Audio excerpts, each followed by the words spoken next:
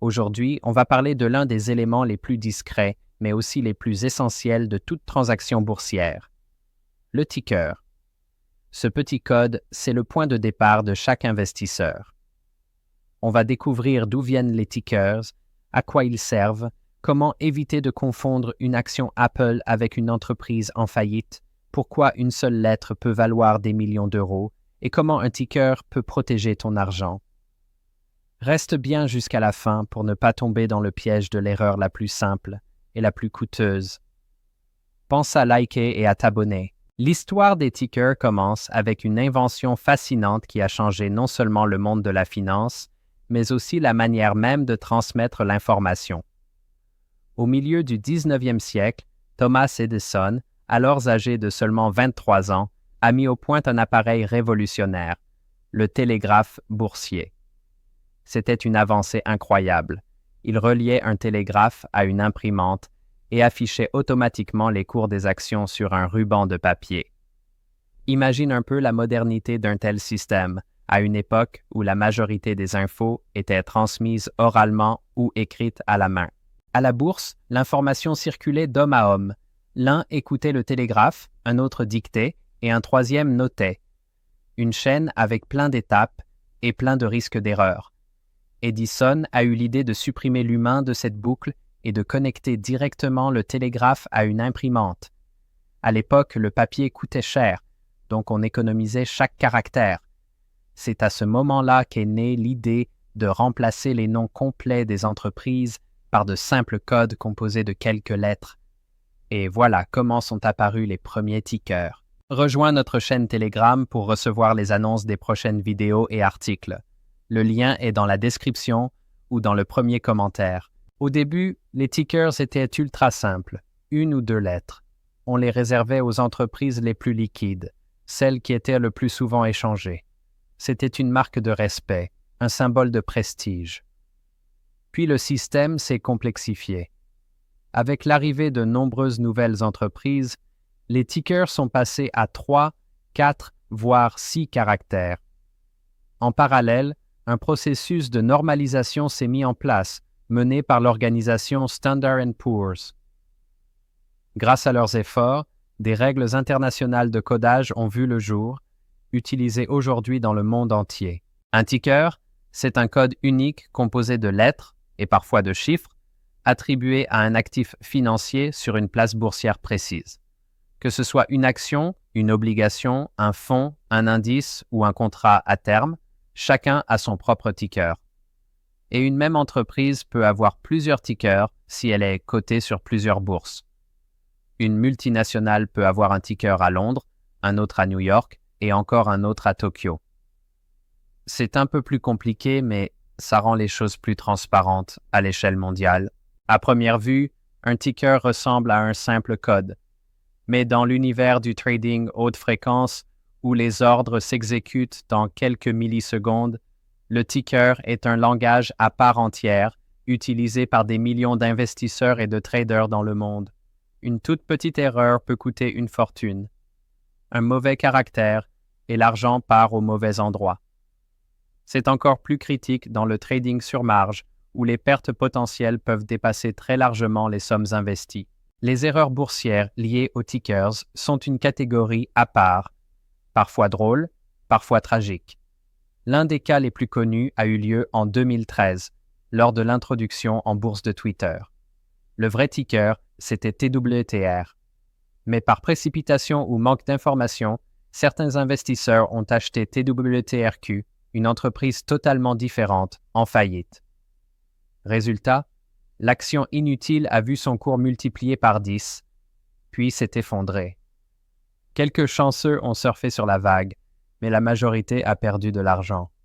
Tout ça à cause d'une seule lettre. Un autre cas célèbre concerne Ford. Des investisseurs ont acheté le ticker Ford en pensant acheter le constructeur automobile. En réalité, ils achetèrent les actions de Forward Industries, une petite boîte qui fabrique des étuis pour équipements médicaux. Aucun rapport avec l'automobile. Mais les pertes, elles, étaient bien réelles. Les tickers se répondent à plusieurs besoins essentiels. Le principal, c'est l'identification. Tu vois AAPL, tu sais que c'est Apple. Tu vois TSLA, c'est Tesla. Ces codes font gagner du temps et servent de référence commune pour tout l'écosystème financier. Les places boursières, les courtiers, les logiciels, les fils d'actualité, les plateformes d'analyse, tout le monde parle en tickers. Chaque bourse a ses propres règles de formation de tickers.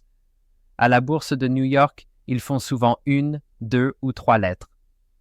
Des codes courts qui deviennent parfois des outils marketing.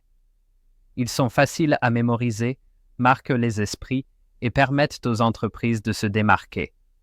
Par exemple, F pour Ford, IBM pour International Business Machines, A pour Agilent. Ce sont un peu les plaques d'immatriculation de luxe du monde de la finance. Sur le Nasdaq, qui se concentre sur les entreprises tech, les tickers sont plus longs, souvent 4 ou 5 lettres. AAPL, c'est Apple. Google, c'est Alphabet. Mais parfois, le lien entre le ticker et le nom de l'entreprise n'est pas direct. Certains codes évidents sont déjà pris, donc les entreprises doivent être inventives. BABA pour Alibaba, ingénieux. DNA pour Jingo Bioworks, parfait. Ces tickers racontent une histoire et renforcent la marque. Certaines entreprises payent pour obtenir un ticker précis. Cela peut être pour des raisons historiques, marketing ou pour viser une audience particulière.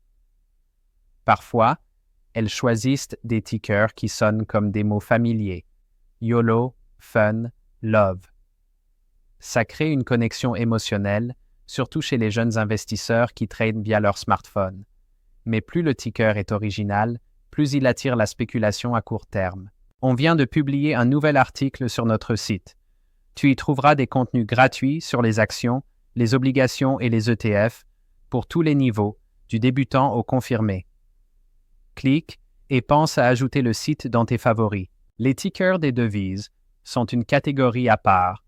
Ils sont standardisés au niveau international grâce à la norme ISO.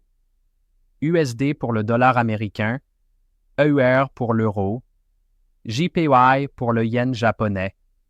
Ces codes sont utilisés partout, dans les banques, les distributeurs, les virements internationaux. Contrairement aux actions, il y a très peu de confusion. Mais dans les crypto-monnaies, c'est une autre histoire. Les mêmes tickers peuvent être utilisés plusieurs fois et il n'y a pas toujours de règles claires. Cela augmente le risque d'erreur, surtout pour les débutants. Les tickers apparaissent aussi souvent dans les titres d'articles. Ça économise de l'espace et c'est tout de suite compréhensible. Quand tu lis « TSLA bondit après les résultats », tu sais tout de suite qu'on parle de Tesla. Personne n'écrit les noms entiers des entreprises. Même dans les analyses ou les discussions entre traders, tout se fait avec les tickers. C'est la langue du marché. Se tromper de ticker peut coûter très cher, surtout quand tu investis à l'étranger. Le même ticker peut correspondre à différentes entreprises selon la bourse. TSLA peut être Tesla sur une place et une autre boîte ailleurs. Donc, avant de valider un ordre, vérifie la bourse, le secteur, le pays, la liquidité. Même si le ticker te semble familier, assure-toi que c'est bien ce que tu veux acheter. Les plateformes de trading modernes permettent de créer des listes de surveillance, des filtres, des alertes. Mais sans le bon ticker, tous ces outils ne servent à rien. Connaître les tickers, c'est la base pour bien gérer son portefeuille. Ce n'est pas un détail. C'est fondamental, comme l'alphabet dans une langue.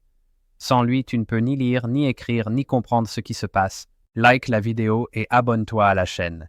Et si tu veux soutenir notre contenu, rends-toi sur notre page membre. Le lien est dans la description ou dans le commentaire épinglé.